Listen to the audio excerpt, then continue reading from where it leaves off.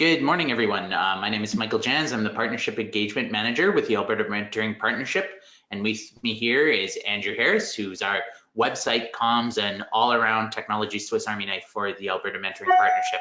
So I invite you today to join us for a webinar and a conversation about how we can bring better corporate relationships, better community business relationships, better relationships with churches, faith organizations, other entities in your community and your mentoring program. So we're going to be walking through a new resource that we've developed. It's a prompt called the Youth Workplace Mentoring Opportunity Mapping Tool. So Andrew is going to post a link to it in the chat box, so you'll be able to download it and follow along.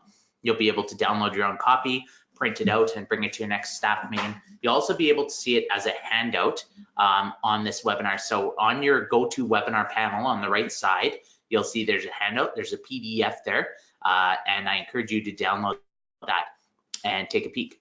So I'm going to be walking through this tool today, but I want this to be more of an interactive discussion, and I realize that's a little difficult on a webinar. So if you can type in your questions into the chat box, that would be most helpful.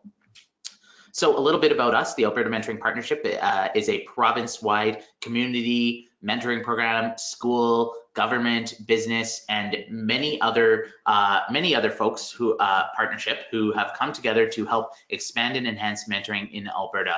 We have over 170 different youth mentoring programs in schools and community agencies. We work together to make sure that youth, wherever they are in Alberta, can have access to a caring adult in their life to help achieve better outcomes. So we've got a lot of really important resources on our webpage that I want you to go and check out. Visit albertamentors.ca, and if you aren't already subscribed to our newsletter, please go ahead and do that as well too.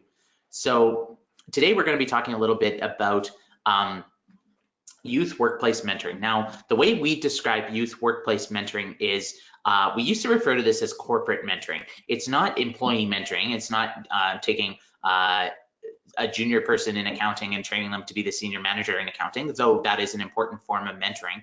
What we're talking about here is youth workplace mentoring. So traditionally, many of us have thought about mentoring programs as taking place in the community. We think about, say, the Big Brothers Big Sisters model, where there's one big and one little, and they meet and they shoot hoops at the basketball court, or the school-based program, where maybe a group of grade 12s mentor a group of grade 10s, or mentor a group of elementary or junior high students. We also think about group mentoring programs like Boys and Girls Clubs or 4-H or others, where you have an adult working with a group of young people on a small group project or something like this. Now, what we've been seeing in the US and in other jurisdictions where there's been a shortage of mentors, and they've been trying to think about innovative ways to close the mentoring gap between the number of youth who need a mentor and the mentor volunteers available, is this idea of youth workplace mentoring. So it's a common model where there's a partnership between a mentoring organization and a business, and in many cases, the youth actually have the opportunity to go as a group over to the business. So this offers mentoring organizations the opportunity to recruit employees as volunteer mentors. It gives businesses a means to engage employees and build a brand's identity while giving back to the community. So we've seen this happen with some government departments here in Edmonton. I know it's happened with some faith organizations and industrial groups in Stettler. There's been all kinds of different programs that have happened across Alberta that are really, really innovative.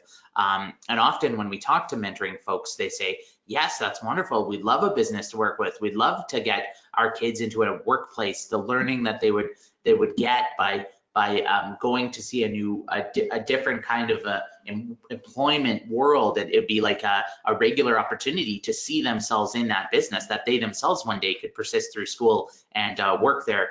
We know that it's a very powerful experience, and that's really important. But often what we hear is where to begin. What does this look like? What are the benefits? How do we pitch a community business on why this is important, that they need to give up their lunch hours on a Thursday to help kids in the community? So I would draw your attention to our podcast. We have an episode called Corporate Mentoring in Action. It's episode number 18.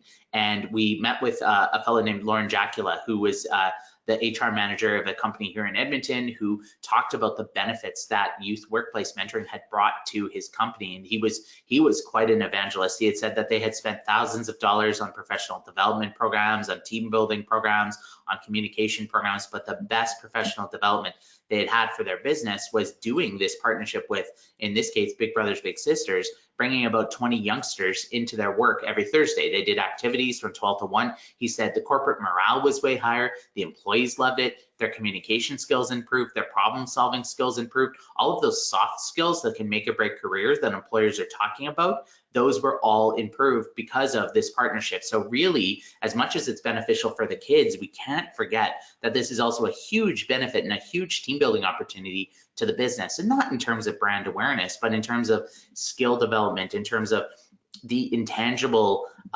benefits that they get from working together and from learning to communicate with kids. And let us not forget, it is fun. It is fun. So how do you find your own Lauren Jacula? How do you find somebody in your community who can be a champion to talk about how important this is and to get their business involved? We know from experience that when we've had a corporate mentoring partnership be successful, it's because they've had a very, very strong champion within the business. And we're going to talk about that in a little bit.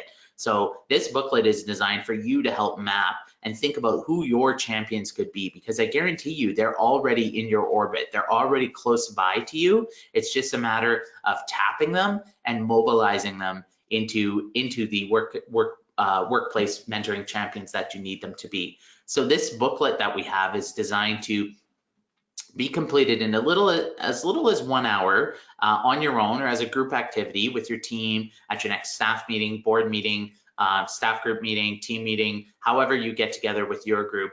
We want you to go through and take 10 minutes, fill in the form, write down the names. It's very powerful to actually write them out on paper and see for yourself how well connected you actually are. Take 10 minutes to discuss it with the group and say, oh, well, I had this person, their partner actually could be an asset for us because they work with this company, or I had this person, their parent is actually an HR manager at this company, or, you can think about all of these relationships that are right under your nose and how to mobilize them effectively. We want you to then take a few minutes to review who are the best leads, who are your targets, designate a contact person for each of them and how to connect with them.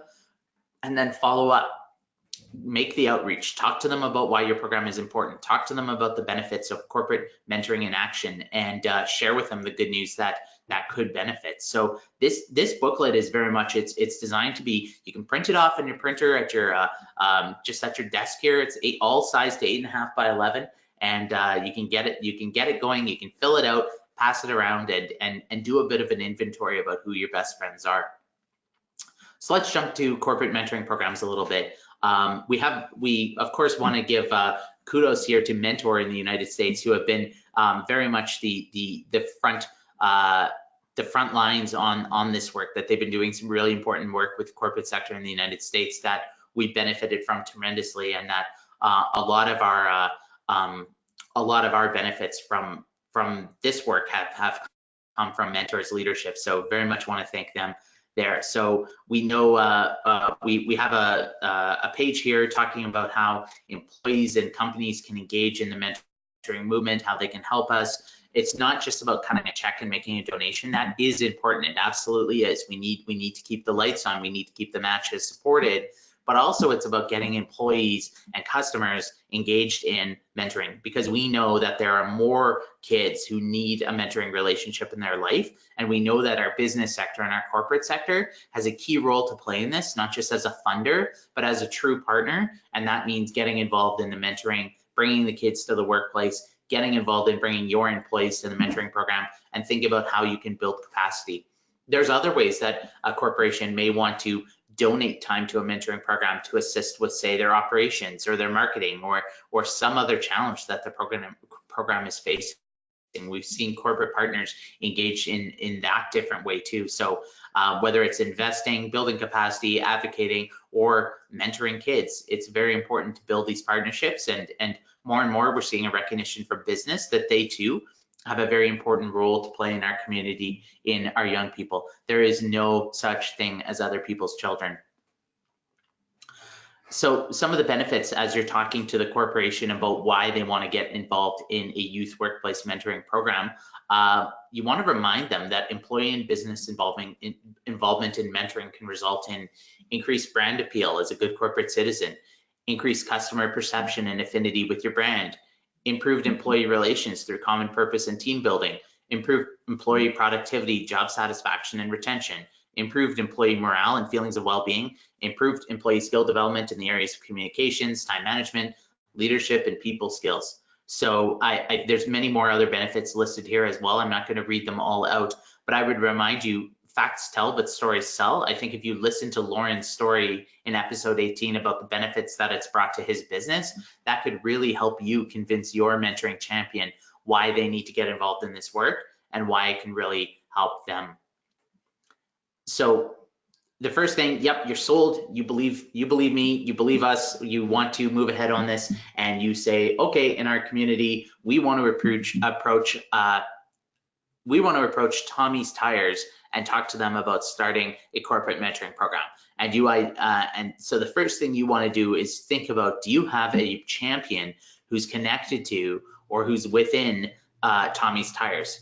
So what you want to think about is finding a relationship between your partner organization and their employee network or their human resources, and to think about how you can finesse this going forward. So we have a lot of resources to help you with that, including posters, brochures, PowerPoints, all sorts of different things that you can work in your logo and you can work in your content.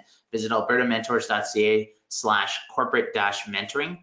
So if, for example, you think of somebody that could work, that actually has a relationship, that is a former staff member at Tommy's Tires, and they could be your program champion, they could make some introductions, they could help get the connection going between your program and the employees. If you can connect to a current employee, if you connect to somebody involved who's in the senior management who thinks this is an important initiative, this is something that you want to proceed here. So we've listed some information about what is the time commitment, what are the responsibilities, what does the mentoring program champion have to do, how they bring forward the program so it can work effectively. That includes everything from the liaison roles, but also as promoting the mentoring opportunities and getting everyone excited about what this could mean for your business. So you might be thinking, oh, well, businesses have to worry about their bottom line. Every hour counts.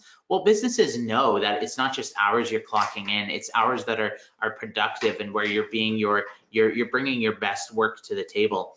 And we know that from talking to Lauren and other champions that doing a model where it's say 12 to 1, it's over lunch hour, the kids come in and that can actually be a win-win model that the employees are usually by Thursday, they're pretty tired anyway, but this rejuvenates them, this gets them really excited and can get them involved here. And we talked with the Alberta Chambers of Commerce about this, who the Alberta Chambers of Commerce are the umbrella organization for all of the chambers in our communities. And we talked about how important it is and the mentoring gap where we just last year in January, we reported we needed about 3,300 more volunteers across Alberta to match the number of kids we had on wait lists. And they said, yeah, we want to be a part of the solution. We want our members to know about the benefits of workplace mentoring programs. So they actually sent a letter from us, an invitation from the Alberta Mentoring Partnership, including our toolkit, out to all of the corporate mentoring programs to all of the chamber members around Alberta to let them know about the importance of corporate mentoring programs. So I would encourage you, you see there's a letter attached in this booklet too from the Alberta Chambers of Commerce, and they have been partners in this process who want to see you connect with them and to meet their members and to get involved too. So I think businesses, if you've got the program running, if you have the idea and you pitch them, actually, they will be more receptive than you know. I actually want to discourage that sort of I want to overcome that discouraging mindset that is worried that they're going to be so busy that they won't have time to help you. In fact, it's the opposite, that this is actually a really important opportunity and partnership for them. So then we actually get into the charts here, and this is where the really important exercise. So you want to sit down and you want to think You're going to go through a few of these pages. One is on board members, one is on staff members, one is on thinking about who have been your campaign chairs, influencers, ambassadors for your program, thinking about your donors, thinking about where you do business, thinking about your long-term volunteers and alumni.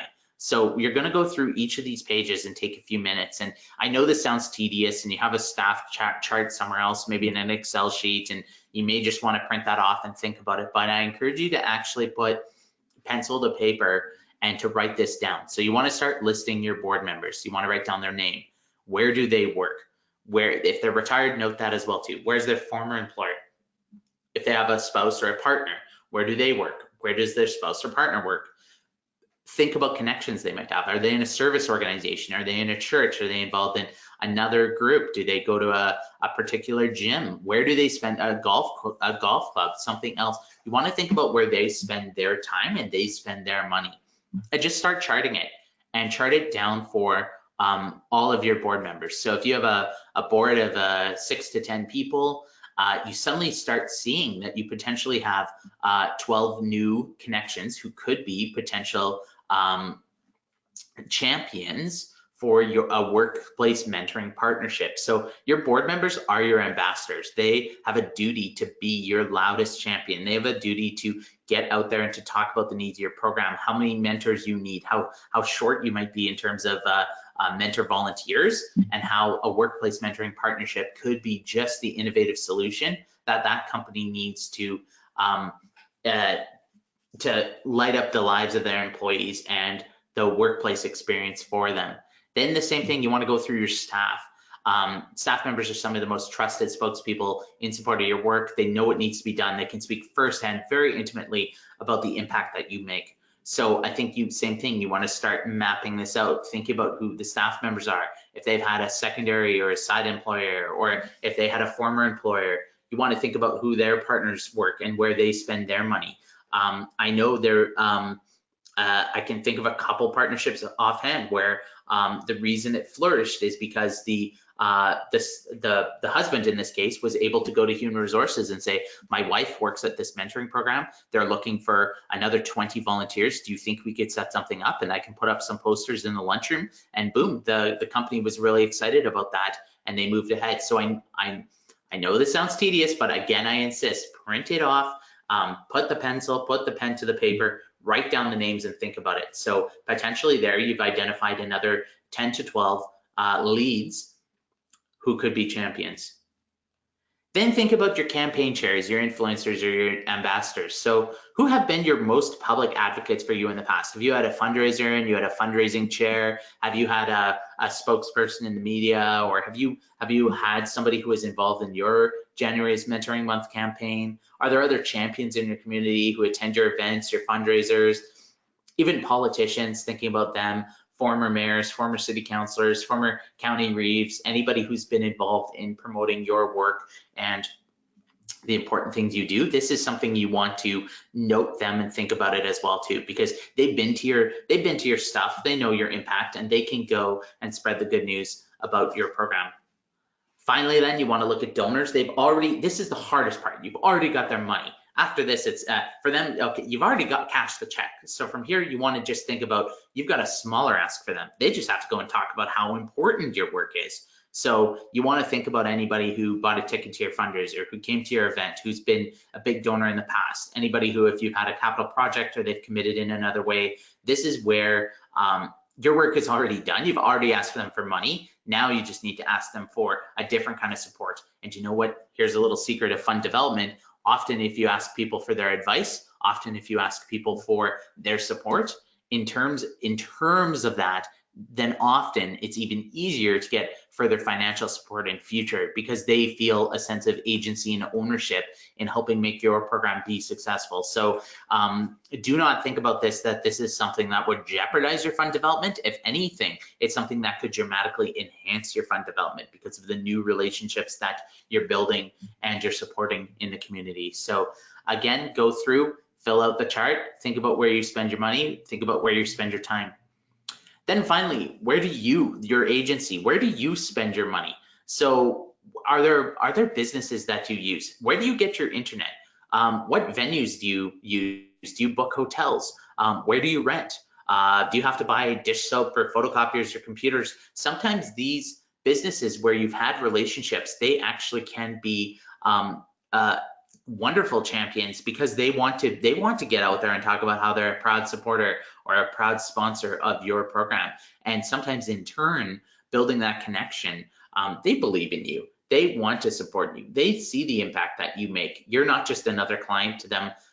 They want to support your program to help it be successful. So do take the time to go through and think about that. Where do you spend your money? So just print off your last balance sheet if you have to, and look through, and big or small, it can be a chance to go and approach somebody. And even if it's just the catering company, and say, hey, we order from you quite often. We're interested. Would you be interested in a workplace partnership for maybe 3 of your employees? There might be something there. You can scale this. You can start small. It can be open-ended, and you can think about how you can work together.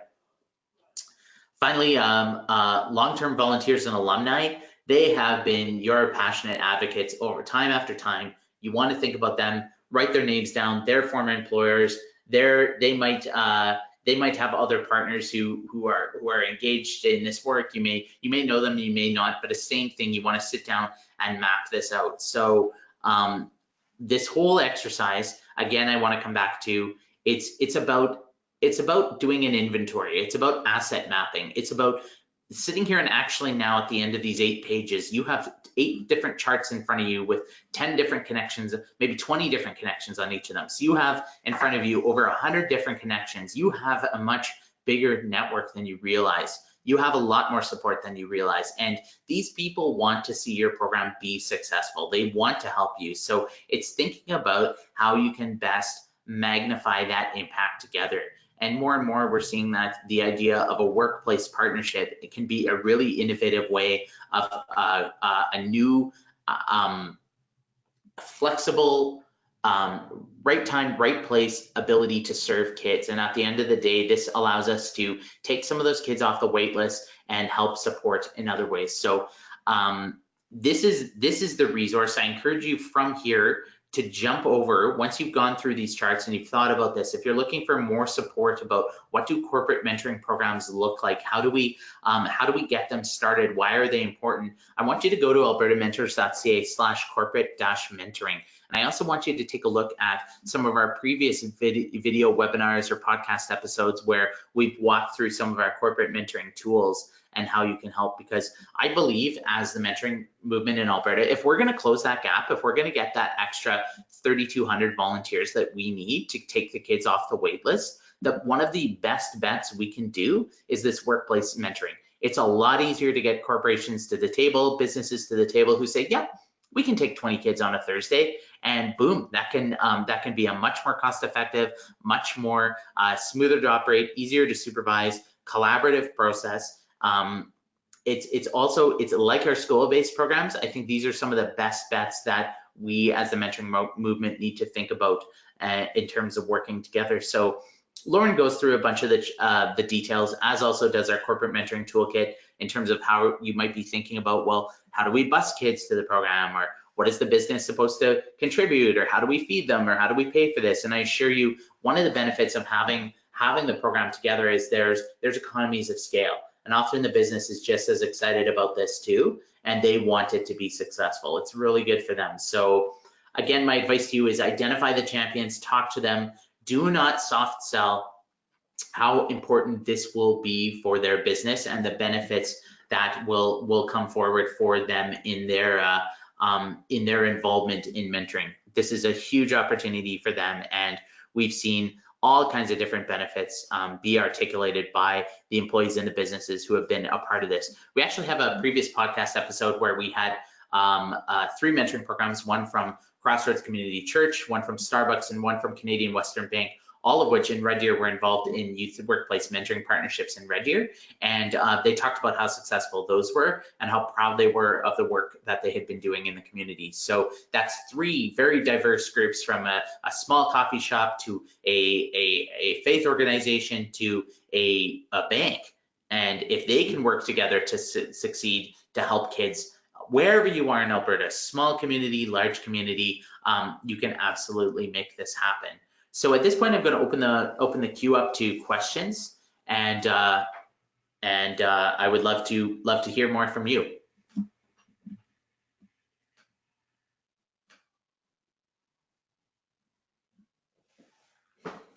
So there's a question about other successful examples. Yep, so I would encourage you to take a look at our website where we want to profile more businesses. If you already have a corporate workplace mentoring program that you're working with, that they're doing good work, let us know, because we would like to do a video about them. We would like to record a podcast. We want to spread the good news about how these programs are exciting and how they're working, how they deal with some of those operational challenges. We want to make this as plug and play as possible for those of you who are listening. We want to make sure that we can help iron out the details, whether it be insurance, whether it be transportation, whether it be the proper orange slices and snacks that are required.